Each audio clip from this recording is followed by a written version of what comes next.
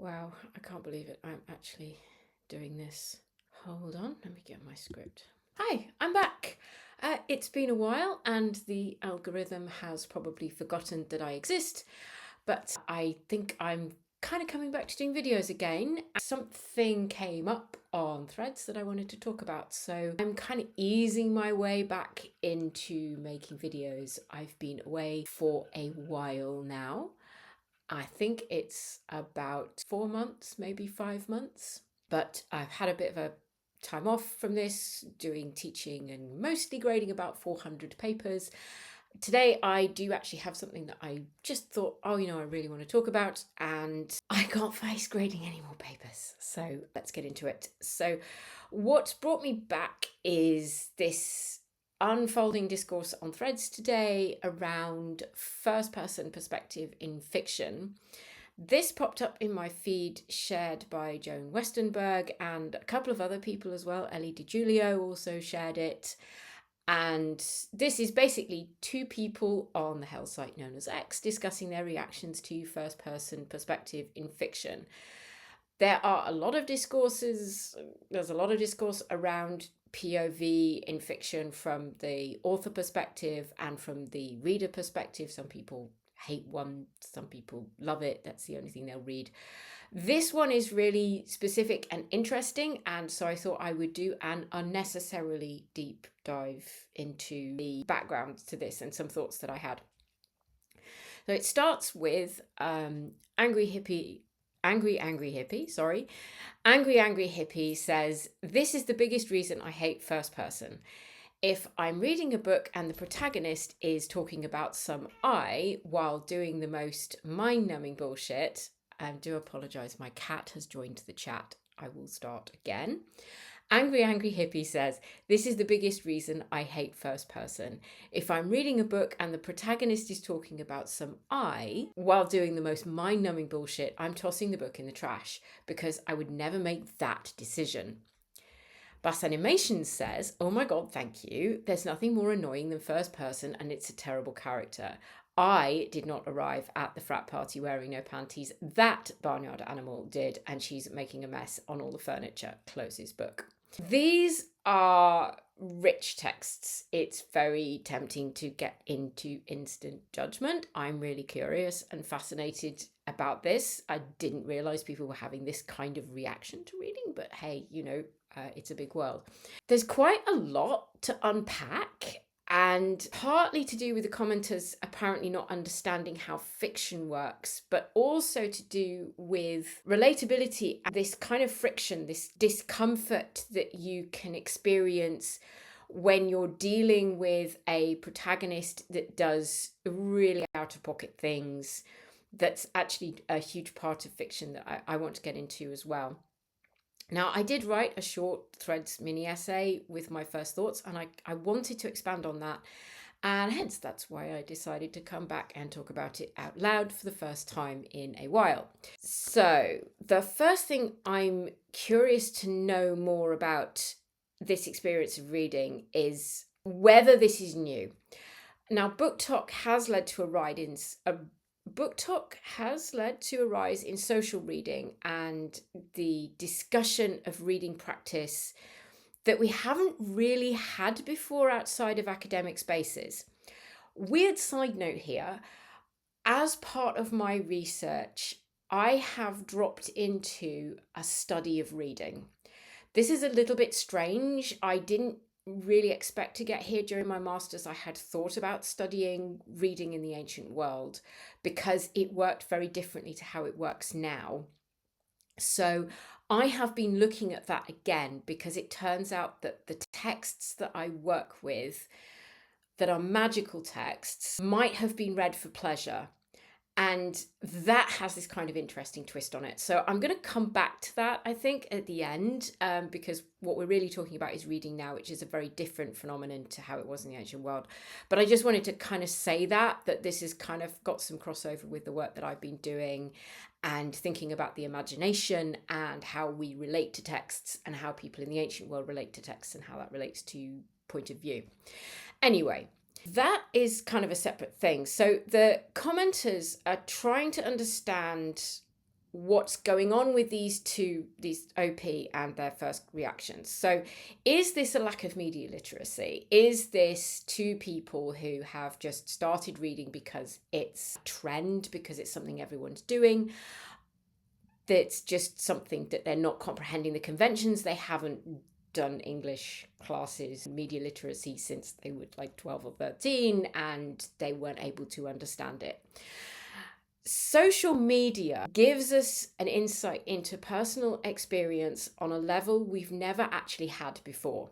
So that makes it honestly quite difficult to assess whether or not this is truly a new phenomenon. Now, I do study ancient texts, I study ancient letters, and I study the way people express themselves in the past. And we have never had as much insight into people's personal takes, because it just hasn't existed up until now.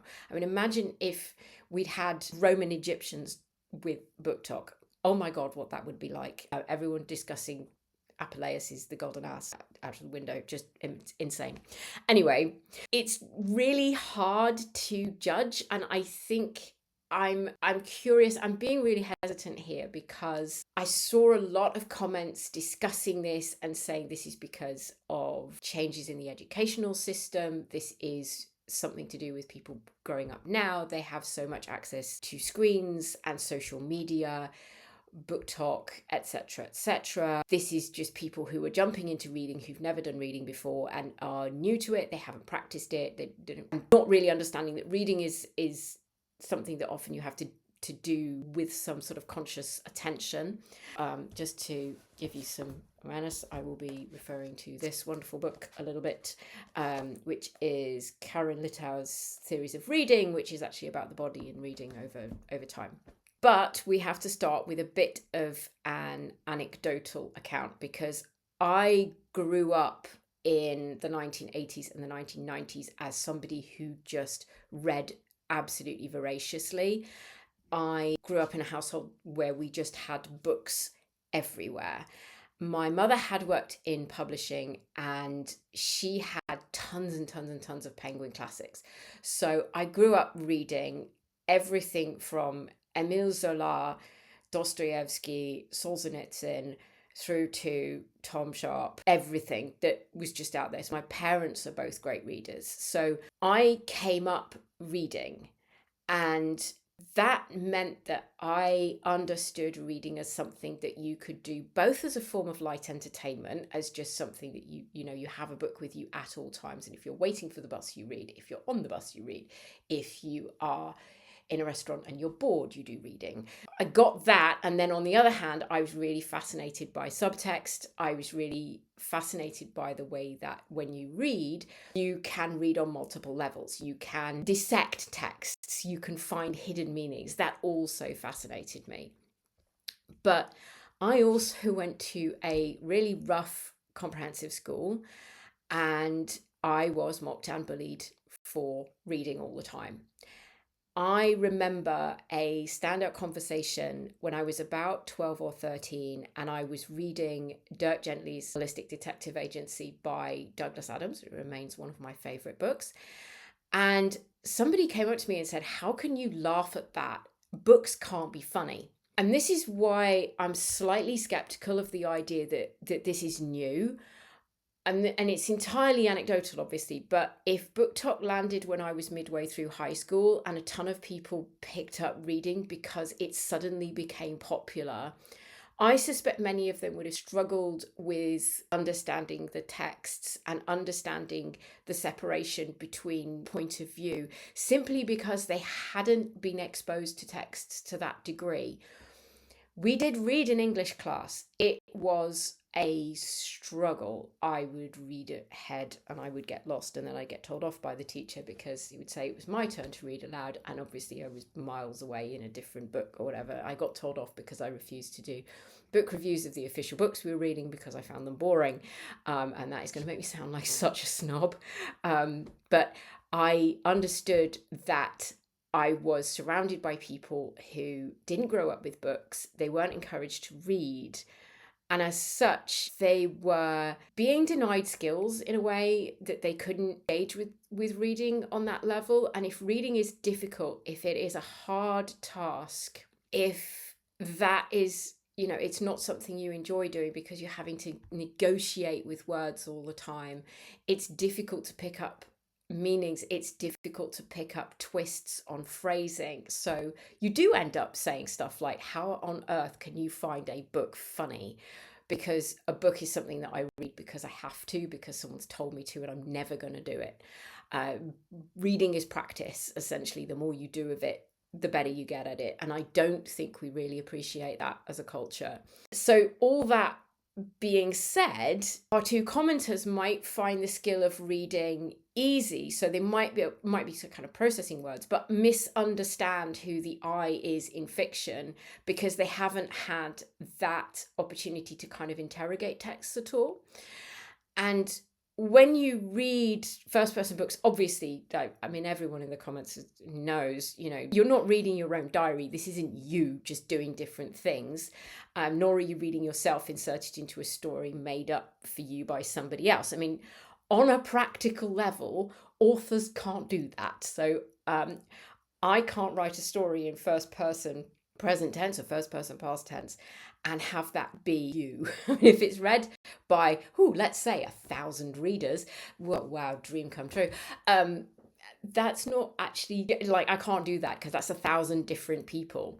On a practical level, that simply doesn't work. So the commenters remark that they would never go to a party commando suggests they expect a first-person perspective book to adhere to their rules of behaviour because that character is them. So we have that practical level playing into it. And it also suggests and leans into something that I mentioned in the threads conversation, that we miss out on something important there if everything has to be an insert, because the great power of first-person POV is its ability to get very close to a protagonist and have an experience, a very immediate experience of somebody who isn't you, who is having a very different experience and living life in a very different way. It creates opportunities for authors to draw a reader in and give them a kind of visceral experience of their lives. And that experience might not be enjoyable. This is where we get into the other thing that I wanted to talk about in this little piece, and that is around discomfort or friction, because that's the other thing that the readers are talking about. They're talking about discomfort with people doing things that they wouldn't do or that they assume that they wouldn't do. But fiction can do a lot of things. So fiction can be entertainment, it can be escapism and educational, and sometimes it will do all three. For some of us, we enjoy reading stuff that really emotionally destroys us. I'm one of those people. I'm here to relate to a really difficult protagonist who makes all the worst possible choices, and you sit in their head and go, oh my God, what are you doing? But the joy is often in that arc of that discovery, that character learning to make the better choices that you know that they ought to make. It feels weird saying all of this because I take it as a given, and I think many of the people replying to me and on the main thread were just saying they took this as understood, that when you are inside a protagonist's head in first person, you are simply riding along inside their skull for a while, and you are coming to appreciate that world that they're living in and understanding why they make the terrible choices they make and how they get to a place where they make better choices. Now, I did a little tiny bit of reading for this. So Suhail Al-Alami, in their piece that I will link down below, I'm hoping that it's available publicly, examines point of view in narrative as having sort of two angles to it.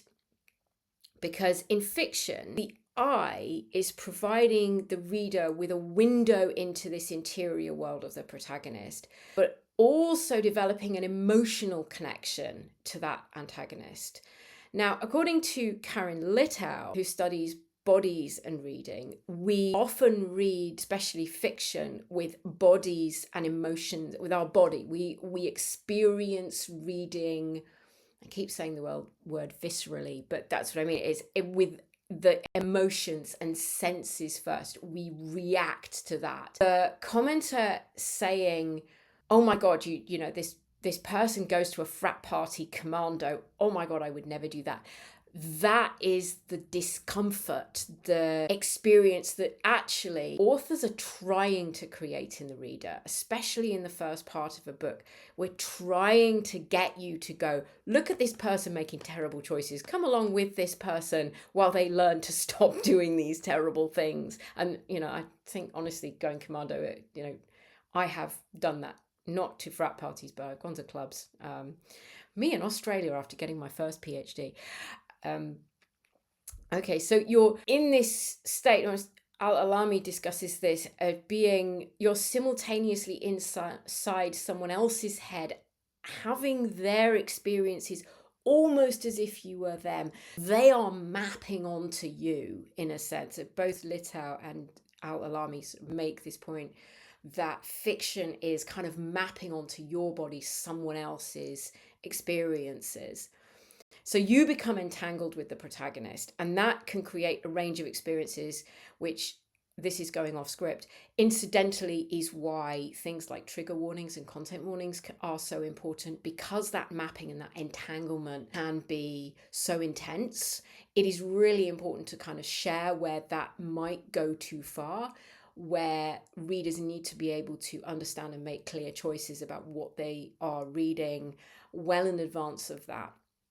But it does, outside of the content warning, there is a place where you can experience discomfort with the protagonist's behavior that is actually worth capturing, and what many people do actually enjoy reading. Many people want to have that experience of discomfort. We want to be challenged, and it allows us to engage with experiences that are not our own. It's like you're trapped in the pressure cooker of somebody else's head when they are being forced to reckon with their own misbeliefs about the world, which is sort of the essence of fiction, really. And there is an intense satisfaction to riding along in the head of somebody who is perpetually frustrating but gradually begins to do what you know is best for them. So you're simultaneously understanding them and appreciating how they could do things better. A couple of examples. Eleanor Oliphant is completely fine, does this really well with first person POV. You follow her story as somebody who is a really unlikable person at first. And I think you are able to see her from the outside. So you see inside her skull, but because you aren't her, you are also able to see and read the reactions of other people to her that she isn't able to read. And it's one of the most fantastic things when authors get this right. It is really amazing when it's done well to see that, as you see her go to the point where, you know, at the midpoint she is borderline delusional, and the scales fall from her eyes, and you're able to see and have this journey with her where you appreciate her having this transformational moment. And she doesn't actually end up as a perfect person. She is still quite an abrasive person to get on with and quite a difficult person, but she has gone through enough of a transformation that you appreciate her as an individual having this experience. So I broadened this out in my sort of little threads piece to talk about how, if you start reading from the perspective of I would never do that, and you can't step out of I would never do that, you're missing the benefit of those kind of texts. Now, there are many ways to read and love books, and I appreciate, especially at the moment, we are dealing with multiple levels of discomfort and friction in our lives all the time. Everything is very hard and very difficult, and I think as a result of that, a lot of people are turning to fiction where they just want to escape, and I think that's valid. I think it is perfectly okay. Books have always been written that are there just to be enjoyed. And that's their primary focus. Say, I really, really appreciate Robin Ince's The Bad Book Club, which is a look at all of the wonderful books that have been written in the past in various genres, science fiction, fantasy, romance, all of these genres. He even gets into some bizarre non-fiction and paranormal books that people read that are just really for entertainment, to relax and escape. And that is perfectly legitimate. It's okay not to have that kind of, not to want to have that kind of experience. But there is a linking argument here that I think is worth having, that was brought up by S. Adriano, who's one of my favorite authors. They responded to my thread and said that publishing is actually also a marketplace. And one of the things that's occurred after the rise of BookTok, and as we're in this kind of moment, is it's put a lot of pressure on publishers to prioritize what sells in a way that didn't exist so much. I mean, it always has existed to some extent. You have to have your pulp books and your books that are bestsellers that prop up books that sell less well but are there to be interrogated, and that is no longer true. We are seeing this shift towards everything has to be saleable. It always has to kind of do really well. So I followed BookTok for a long time, and the standard critique of a lot of the fiction that's really popular is that it's incoherent in terms of themes and message, that it doesn't really have anything deeper to offer, or at least what it does have to offer is kind of problematic. Now, I have a couple of linking arguments here, and the first is to a meme that goes around that's the English teacher who's trying to get a class to understand why an author chooses to describe curtains in a room as blue. And the post suggests that the author themselves doesn't know that these curtains are meant to be blue, and they never made that as a deliberate choice. And yeah, I completely get that. However, there are deliberate choices. Authors do make deliberate choices.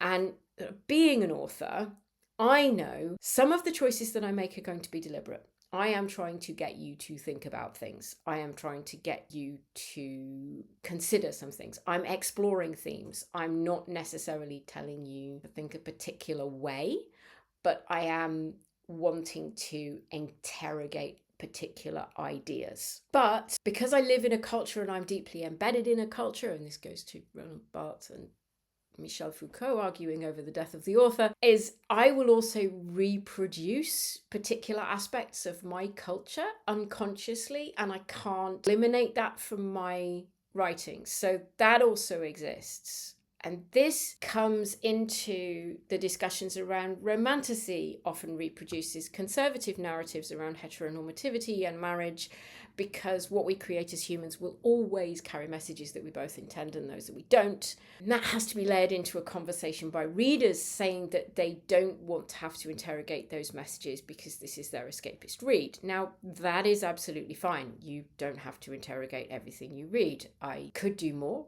perhaps with Douglas Adams, for example. But you cannot force other people not to interrogate your comfort read. It's perfectly legitimate for other people to come up and say, I think there are problematic messages in here. That's also totally fine for them. And that is a whole other conversation that you can have around problematic reading material. And I say this as somebody who studies some of the most problematic reading material ever written. So this ends up in some unexpected places, which is why I said this particular set of posts are really rich, that they invite us to go beyond thinking just in terms of what two commenters on X were saying, and to think more broadly about craft, the choices that authors make, and how we as humans do the act of reading. How do we read? Now, I don't typically write in first person, but yesterday I wrote and submitted a story that retold a piece. I'd originally done that in third person, and I changed to first person because it was a short story and I needed it just to have a complete arc and a sense of ending, of possibility. But I'm trying to do something different compared to, say, producing a first chapter or a prologue. And that's a whole other conversation that I won't get into because that's not what you're here for.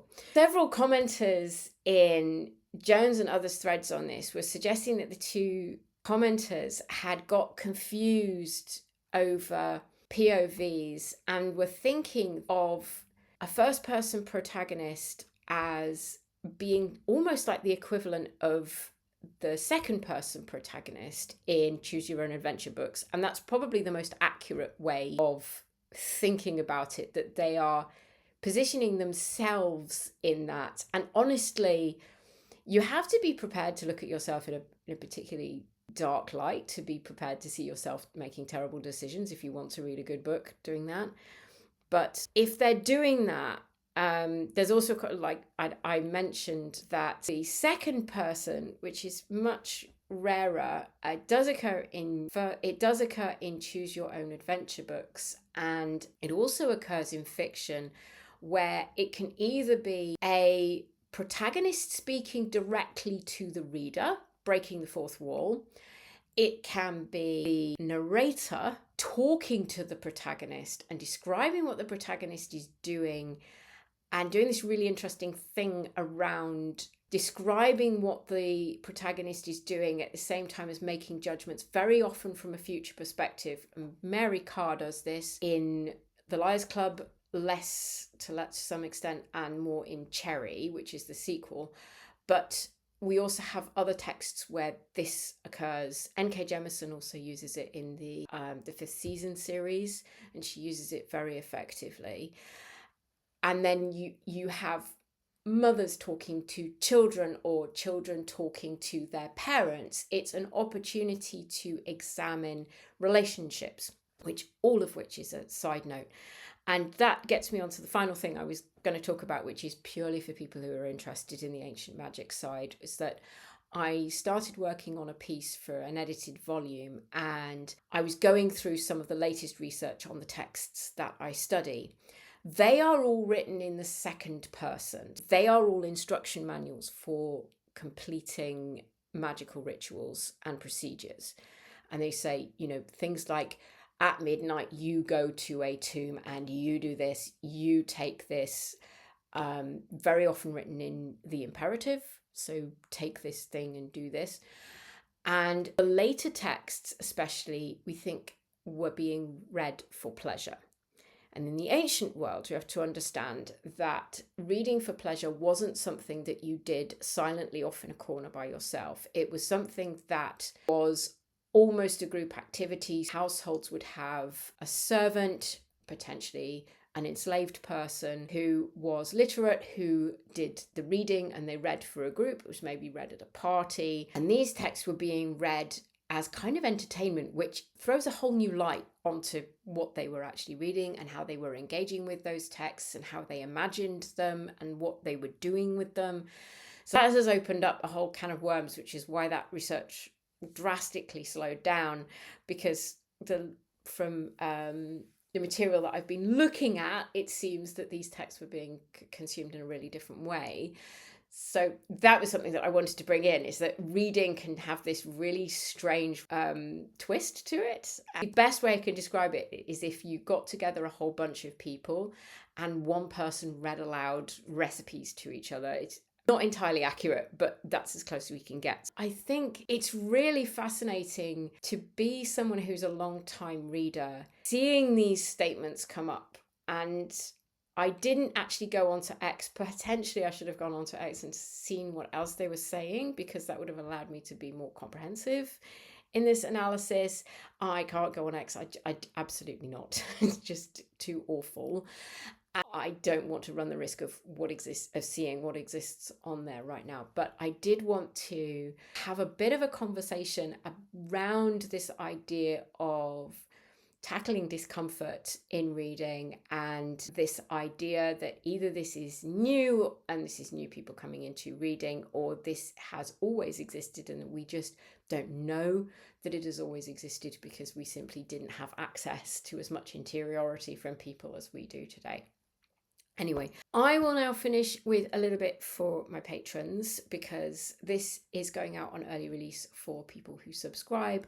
I have to apologise for not being around, for not making videos for several months. I had something of a breakdown in mid to late November. And because I have a huge rush of grading between November and February, it got really difficult to do anything on top of trying to hold my mental health together. And I had a long period of deep struggle with that. So I kind of had to step back from YouTube. I just couldn't do anything. I mean, I stopped running, and if I stop running, that is a really, really bad sign. That's really what's happened there.